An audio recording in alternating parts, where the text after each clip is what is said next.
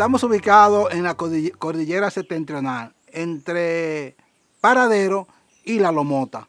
¿Por qué estamos aquí en esta parte? Porque la cordillera septentrional tiene una parte muy importante en la historia de nuestro pueblo. Por ejemplo, el 20 de enero de 1494, Colón ordenó a Alonso de Ojeda que bajara por toda la cordillera con 15 hombres y varios aborígenes y pasara por Mamé, bajara a lo que sería luego Altamira, subiendo a Puerto Plata o bajando a Puerto Plata y entonces de retorno al Valle del Cibao. En marzo del mismo año 1494, Cristóbal Colón entonces hizo lo que se llamaría después el Paso de los Hidalgos, que fue la ruta que hizo Colón desde la cordillera septentrional hasta el Valle del Cibao. Definitivamente la cordillera tiene una historia lindísima y nosotros somos portadores de una cultura y una herencia cultural de esta cordillera. Aquí hay unas cuevas preciosísimas que vamos a ver, que es toda una historia que nos imaginamos ahí, la vida del cacicago Guacanagarí, que era el que estaba en esta zona para la fecha de los taínos en la isla, en la Quisqueya Bella. Y vamos a conocer datos e informaciones relevantes, importantísimas de estas cuevas. Estas montañas de la septentrional tienen una cuentística hermosa, tienen historias, anécdotas que hacen muy rica nuestra cultura y nuestro acervo cultural.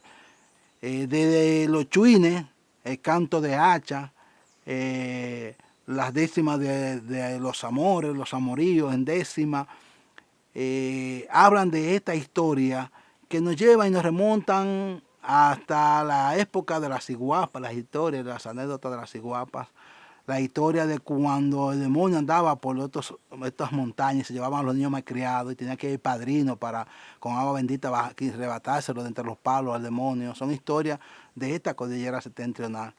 Esos desmontes para hacer conuco, esos convites que nos llenaban de unidad entre la familia de la montaña. La cordillera septentrional es parte importantísima de la historia de nuestro pueblo y por ello la respetamos y la debemos de cuidar. Para 1863, específicamente en el mes de septiembre y en pleno proceso de la guerra restauradora, Navarrete hizo sus grandes aportes. Por ejemplo, el general Juan Fernández junto a Federico Ligó, junto a varios hombres, fueron hasta Altamira para durante 2 días esperar ahí la llegada de los soldados españoles que bajaban de Puerto Plata a darle refuerzo a Manuel Buceta, que peleaba o que iba a ingresar a Santiago a pelear contra los restauradores. Este esfuerzo de Juan Fernández y de varios militares que vivían en Navarrete ayudó muchísimo el proceso de la guerra de la restauración. Para ese entonces entra Gaspar Polanco, nuestro gran general descalzo, el analfabeto descalzo como se le llama en la historia, que vivió en Navarrete, en la zona de Pontón. Le dan seguimiento a Buceta y se da la gran batalla en Barrancón de Navarrete. El Barrancón es el espacio que está entre el puente de las Lavas a los patrulleros. Ahora eso está rellenado y todo eso por el canal que se hizo ahí, la autopista, pero antes era un barrancón de más de 1 kilómetro de largo. Y ahí Gaspar Polanco emboscó la tropa española y le dio una derrota increíble a machetazo limpio a los soldados españoles, logrando salvar milagrosamente su vida Manuel Buceta, que con su médico y su escribiente lograron escapar y adentrarse en Navarrete en la casa de un señor llamado Crisóstomo Guillén, un señor de origen español que vivía ahí, y este escondió al general Buceta ahí. Hasta que luego, ya cuando Gaspar Polanco fueron para ir buscándolo, él negó haber visto al general en esa zona y por eso salvó milagrosamente su vida. Luego bajó Florentino y otro grupo de Puerto Plata y rescataron a Buceta y se lo llevaron. Pero Navarrete tiene episodios lindísimos en nuestra historia, páginas de gloria. Siendo el general Pepín gobernador militar de Santiago, nombró a José Elías Bisonó Checo encargado de Navarrete en la zona, todo lo que tiene que ver con los terrenos de Navarrete. Y era una especie de comisario que, con la orden de controlar todo lo que tuviera que ver con tierra y desorden y conflicto entre personas y familias, desde La Peñuela, Remate, Platanal y la zona de Navarrete hasta Altamira. José Elías Bisonó Checo, que es por quien Navarrete lleva su nombre, y tenía esas órdenes y ese poder. Y Navarrete para esa fecha brillaba con un esplendor increíble en su economía, tabaquera, cafetalera y de otros productos. Porque para la época de la colonización, aquí se exportó mucho de Campeche para hacer tinta, se exportó mucho producto, ya hablábamos de lo que era la ganadería y el cuero de vaca, que fue para Europa una pieza muy importante, aquí se exportaba mucho de eso. Y hay una anécdota muy importante con respecto a los cueros de vaca, que la palabra cuero, para referirnos a la mujer que hace servicio de prostitución, es una palabra propiamente criolla, es dominicana y viene de ahí, de intercambiar cuero por mujeres que traía España. En los barcos traían mujeres de esa zona, de la isla Canaria, la traían para acá a los criollos. Mientras más cuero de vaca usted guardaba, más posibilidad de tener mejores mujeres y más mujeres. Y de ahí la palabra cuero, asociando ese intercambio o ese trueque. Eso es como una parte jocosa, ¿verdad?, en la historia.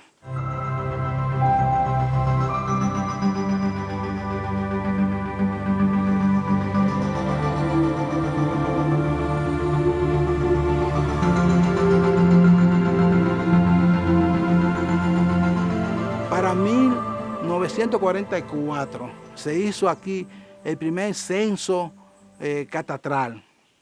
Una compañía hizo el primer levantamiento territorial en todo el territorio nacional, y desde ese momento quedaron los límites que tiene Navarrete hoy, que son, ya lo conocemos, desde Las Lavas, entrando tenemos hasta llegar a Guanábano, ahí subimos por la sierra, bajamos por la Lomota, y toda esa falla, toda esa orilla llegamos a la Villanueva y bajamos el puente Colorado, puente de Colá, a la derecha en dirección Santiago, línea noroeste.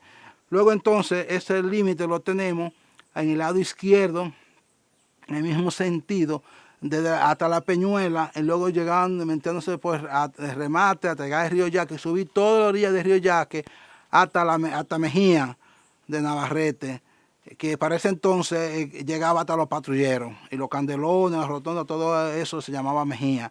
Y ese era el panorama que tenía Navarrete, subiendo por ahí lo que es Estancia de Yaque hoy en día también, que todavía no se llamaba así ni existía ese poblado, y subía y llegaba hasta el río de Las Lavas.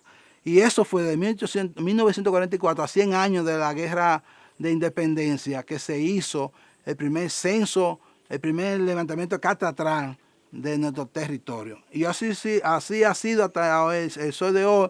Por eso es que mucha gente dice que a Navarrete le han quitado territorio, que a Navarrete le robaron terreno, y no es así. Nosotros nunca hemos tenido un chin de tierra más ni un chin de tierra menos desde ese censo de 1944. Lo que sí tenemos es un asentamiento poblacional en territorio que no es de Navarrete y ha creado un conflicto y una crisis en ese sentido. Desmontando algunos mitos. Nuestro municipio no se llama Villa Bisonó, se llama Bisonó solo, no Villa. No lleva ese nombre porque influyeron los Trujillos, porque los Trujillos fueron del 30 al 60 y ese nombre de poblado fue en el 1925. Ahora, ¿por qué se llama el municipio José Elías Bisonó? ¿Por qué lleva el nombre de este personaje? Ya vimos que José Elías, bueno, lo primero es que la familia Bisonó llega a esta parte de la isla después que triunfó la Revolución Haitiana. Los Bisonó, que originalmente el nombre es Bisonaos, con X, A-U-X al final, y que luego cambió a Bisonó, no vinieron con la invasión de Napoleón, como se ha dicho, sino que llegaron a esta parte corriendo de Haití después que triunfó la Revolución Haitiana, que fue la primera revolución en el continente por la libertad. Y esta revolución fue sangrienta y se persiguió a todo blanco y a todo colono que antes tuvo esclavos y lo decapitaban, lo asesinaban, incluyendo los que entraban a este lado de la isla. La familia Bisonó entonces llega a San José de la Mata. Originalmente llega desde aquí corriendo hasta San José de las Matas, donde se instalan. Es bueno decir que esta familia, al igual que muchas otras familias, eran colonos en Haití, tenían grandes plantaciones de tierra. Recuerden que para esa fecha de finales de 1700, Haití le llamaban la perla del Caribe, porque era la colonia más rica que había. Y los colonos que estaban allá, de europeos, la mayoría, de Francia, de España, tenían muchos negros esclavos. Y esos negros esclavos, cuando se liberaron, persiguieron a todas estas personas, como decía ahorita, hasta acá. Esta familia Bisonó, específicamente la de José Elías, se traslada a Puerto Plata.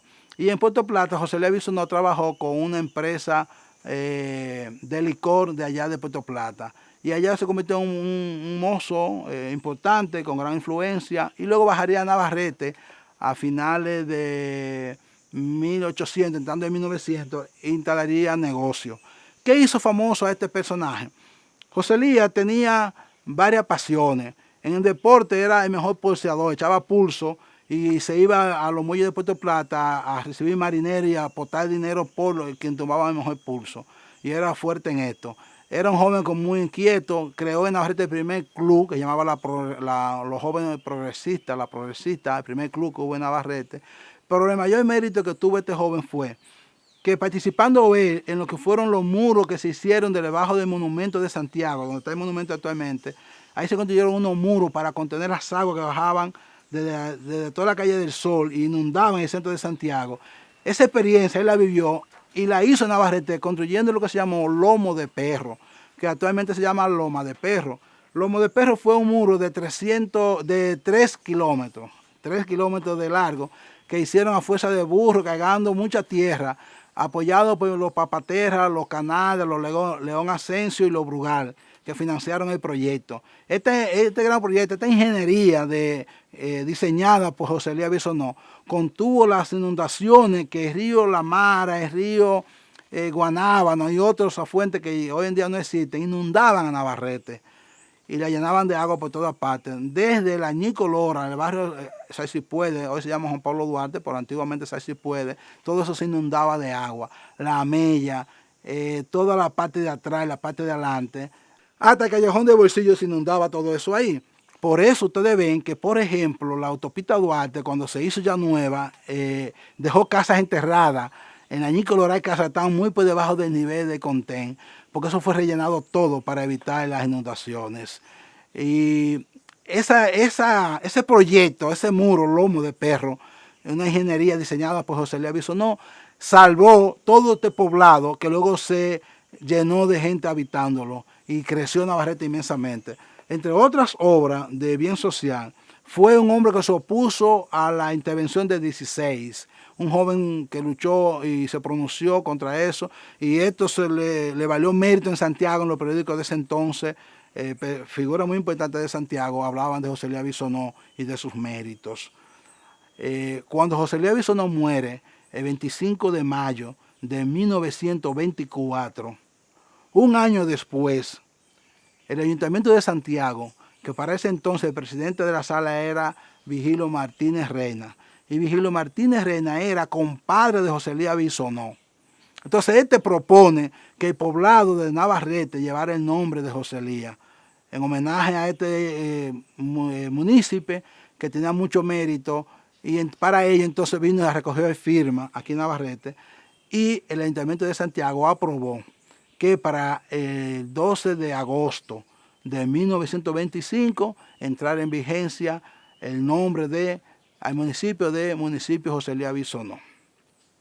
Es la ley de 1961, la 5646 de 20 de octubre, que nos declara municipio, que entonces el nombre lo pone de la siguiente manera: todo el poblado, todo el municipio se llama Municipio José Elías Bisonó, pero la cabecera del municipio se llama Bisonó.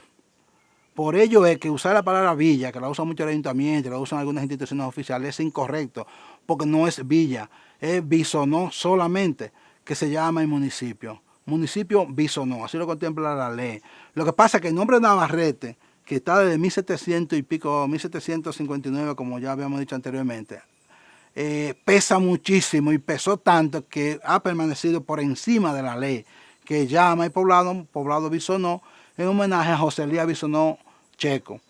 Y la gente hoy en día sigue diciendo Navarrete, pero para cualquier documento oficial y cualquier información en el extranjero es municipio Bisonó, en homenaje a José Elías Bisonó Checo. La cordillera septentrional es rica en tradiciones y costumbres, leyendas, mitos, porque es que en ella el campesino dominicano encuentra la máxima expresión en chuines, en canto. Bueno, imagínense el canto de hacha, que era cuando se juntaban todos a tumbar un conuco, lo que llamaban el convite. Se juntaban entre todos y hacían los cantos de hacha. O vámonos a los chuines, cuando estábamos enamorados de una vela de esos ofrecimientos, o una vela de 9 días, y se juntaban alrededor de una fogata, sentados en el suelo, en piedras, en silla de palos, a decir su décima a su muchacha. Me imagino yo entre estos cafetales, las muchas declaratorias de amor y los pleitos en chuines que se daban por una dama. Por ejemplo, imagínense enfrentándose dos jóvenes por una dama. De que ella te gusta a ti no te lo puedo quitar, pero delante de mí no la puedes enamorar, porque tendrá que pelear no poquito, sino mucho. Y esto que yo te pronuncio no es de juego, es verdad. Enamórale y verá, que te hago pasar un susto. No, y le decía, enamoro de hora en hora y de minuto en minuto. La enamoro y no me asusto ni me espanto de tu sombra. La enamoro y tú no ignoras lo que le quiero declarar. La enamoro en su lugar donde quiera que la vea. Y hoy vengo con la nueva idea de volverla a enamorar. Y esos hombres se fajaban y se mataban por su tipa y por su hembra. Esa es parte de la cuentística y la leyenda de esta montaña.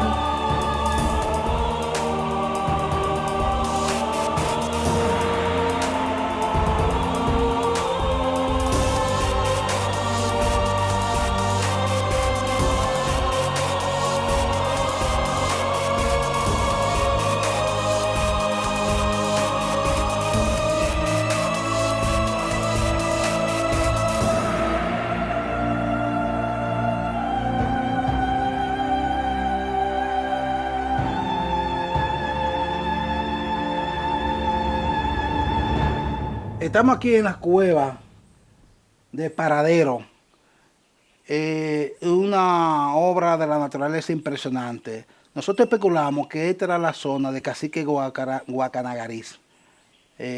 Los taínos que estaban en esta zona habitaban estas cuevas porque tienen dentro unas galerías impresionantes que usted tiene que vivir esa experiencia para verlo. Posteriormente vamos a traer aquí un experto para que haga un levantamiento técnico de esta área, que sé que va a ser de gran interés, no solo para el asunto cultural, sino para un tema de antropología, porque esto es impresionante, esto hay que vivirlo.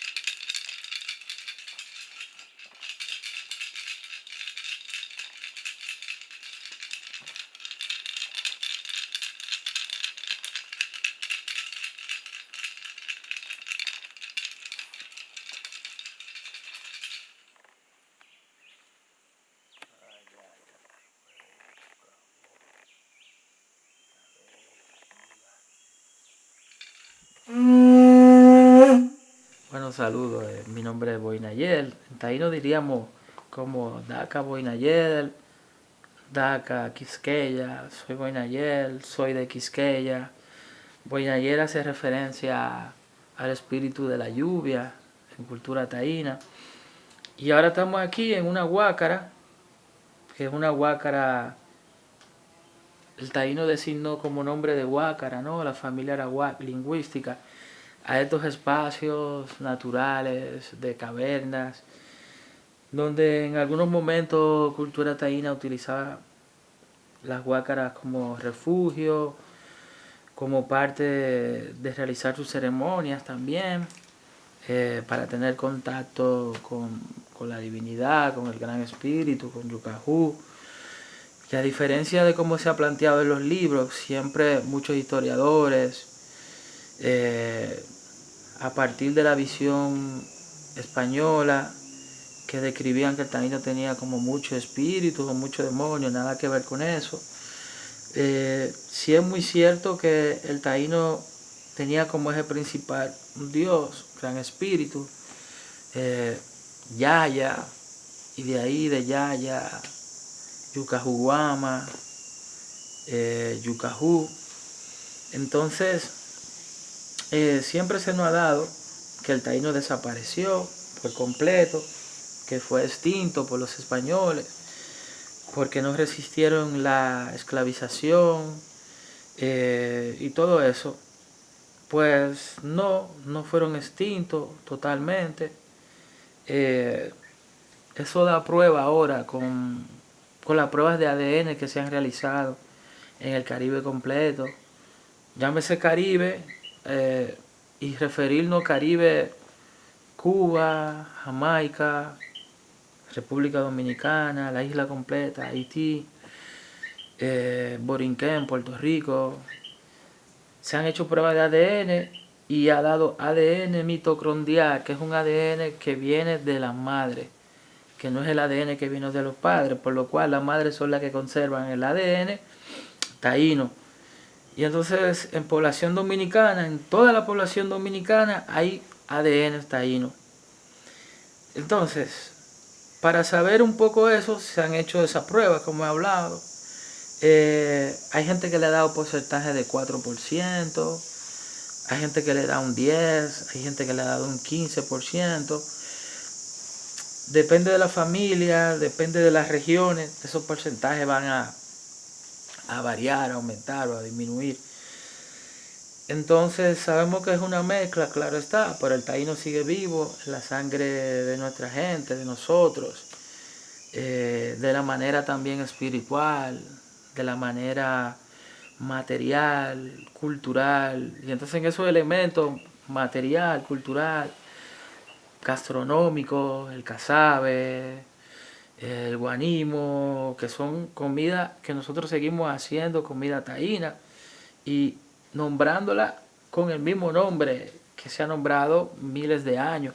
Entonces cuando tú ves esos elementos dentro de una sociedad, dentro de una cultura que otras han planteado que ha desaparecido por completo, entonces esos elementos no deben de existir. Nosotros seguimos llamando a nuestros ríos en gran número con nombre taíno, Yaque, eh, Osama, Camus, cantidad de ríos con nombre taíno, pero también pueblos con nombre taíno, Yamasá, Jarabacoa, Paitoa, entre otros.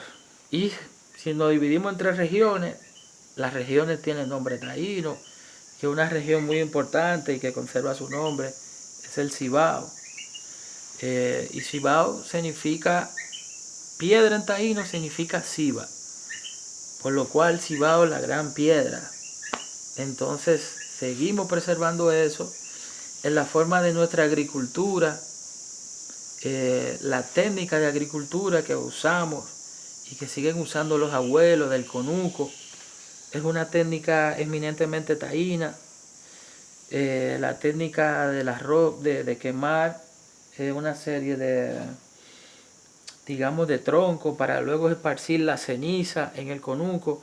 Esa es otra técnica taína. El montículo, también técnica taína de agricultura. Entonces, todos estos elementos que nosotros hemos heredado de la cultura taína no fueron elementos que pasó a través de los conquistadores, sino pasó justamente a través de los taínos, por lo cual la cultura taína sigue viva, sigue dinámica, hoy ya con muchos colores, porque somos de una mezcla de muchos colores, pero todo eso está presente en nuestra cultura, en nuestra espiritualidad. Entonces, el hecho de que se haya planteado que está extinto el taíno es un asunto económico, político y religioso. Religioso porque a la llegada de los conquistadores, al traer una nueva visión de su Dios, ¿no? Y en este caso el catolicismo cristiano, veía que toda la manifestación taína era diabólica, pero no es diabólica, no estaba en el contexto, eran dos mundos opuestos.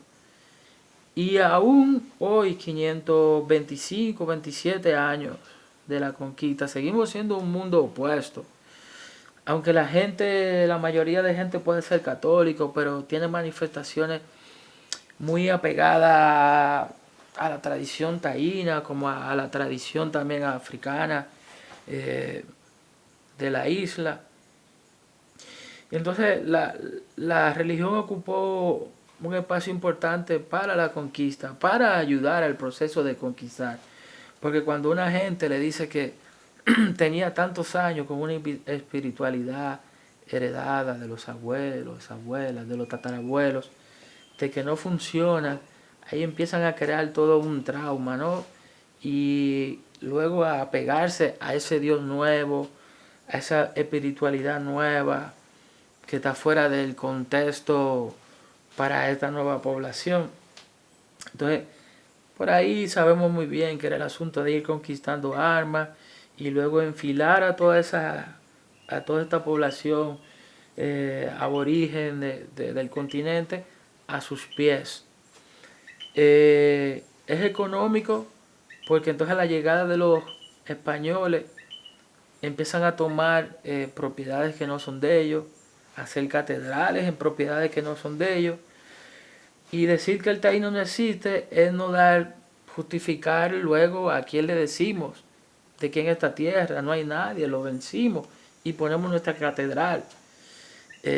Y que además todas esas catedrales y todos esos monumentos coloniales fueron construidos por esclavizados. O sea, es horroroso eso, que la humanidad, parte de la humanidad, haya esclavizado a otros seres vivos, a otros seres, criaturas de Dios, de la creación divina, para crear sus monumentos que luego ellos plantean que se adora a Dios dentro. O sea, como que qué contradicción más grande. Al final a ese espíritu, ¿no? Un gran espíritu que le ponemos muchas civilizaciones, le ponen diferentes nombres. Creo que no estuvo de acuerdo con todas esas atrocidades. Y luego encontrar esclavizados en los mismos espacios, en el subsuelo de su mismo espacio donde ellos adoran a Dios. Entonces es económico, es religioso, político porque sus políticas vencieron. Sus políticas vencieron de la conquista atropellaron, tomaron propiedades que no eran de ellos, llegaron al punto que ellos entendían. Pero cuando hay una semilla que se siembra, la verdad siempre va a ser la verdad, 1000 años, 2000 años. Aunque cueste muchos años encontrarla, se va a encontrar la verdad. Y la verdad que hemos encontrado es que el taíno no está extinto, que el taíno vive en nosotros, ya esas pruebas de ADN están. No importa el color de la gente, eso está ahí, está presente. Se han hecho censos. National Geographic hizo en el 2018 con un arqueólogo importante, Bernardo Vega, dominicano, historiador, arqueólogo, economista. Y habían pruebas de ADN en muestra de 1000 personas dominicanas de diferentes comunidades, aún comunidades donde el nivel de la afrodescendencia es bien alto. Se encontraron porcentajes, 4%, que es importante, en esa población, por lo cual indica que la población africana, a la hora de traerla a estas islas del Caribe, que también fue esclavizada, luego se juntó con taíno en las montañas, y luego de ahí crearon las revoluciones que nos hicieron independientes. Independientes, bueno, en todo el proceso de historia. Ahí está la gesta de Guarocuya, en el Bauruco, que fue una lucha importante. Entonces, ahora más que nunca, la gente está mucho más interesada en el tema taíno, en ver eso, en saber que el taíno no desapareció, en que hacemos un sinnúmero de prácticas en la familia que las hacemos comunes y que pertenecen a la tradición taína, de curar con una serie de plantas que preservan el nombre taíno, tuatúa, y por ahí mucha medicina de la etnobotánica de la isla. Todo eso heredado de esta cultura taína. Pero no tan solo había cultura taína, en la isla cultura ciguaya, en la parte de Samaná, Macorís también. Y se plantea que aparte también Siboney, pero ya mucho más aproximado a la parte de Haití. ¿Por qué a la parte de Haití? Porque Siboney estaba mucho más enclavado en la parte cubana y la forma de entrar más fácil a la isla era por lo que ahora nosotros llamamos el contexto haitiano, ¿no? Entonces tenemos una riqueza enorme que tenemos que preservar, como estos espacios, porque estos espacios son templos sagrados, templos hechos por la madre naturaleza. Cuando nosotros como humanidad empecemos a entender, y sobre todo, sí, la humanidad completa, pero me refiero también al contexto del Caribe, al contexto de dominicano, de que toda la naturaleza es una creación divina, es una creación de la madre tierra, pues vamos a tener mucho más respeto. Vamos a entender que no nos pertenece, vamos a entender que estamos en un tránsito en esta vida para llegar a otra vida, que la vida de los espíritus, ¿no? Donde ya el cuerpo físico no es importante, y que tenemos que dejarle a las nuevas generaciones también el disfrute de esto y seguir y seguir y seguir. Entonces, eso es lo importante de las culturas indígenas, que están apegadas a la tierra, pero apegadas con respeto, con amor, y eso hace que todo perdure, ¿no? Que, que ahora la minería está atacando, la mega minería que se plantea en toda la isla, en Haití, aquí, que es algo feroz de destruir tan solo y sacar un mineral y luego vender ese mineral, pero ¿a qué costa? Dejarnos los ríos contaminados con cianuro, dejarnos los conucos de los ancianos que no puedan generar ningún alimento. Pues entonces, sin la tierra no hay vida, sin conservar la tierra no hay vida. Entonces, eso es de los llamados importantes de la cultura indígena, de preservar la tierra, de preservar el respeto hacia la madre tierra para poder continuar el ciclo natural de vida.